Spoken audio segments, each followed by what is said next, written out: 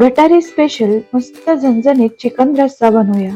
त्यासाठी चिकन स्वच्छ धुवून घेतलं. चिकनला हळद, मीठ, लिंबू लावून 15 ते 20 मिनिटं मुरण्यासाठी ठेवून देऊ. आता एक वाटण बनवूया.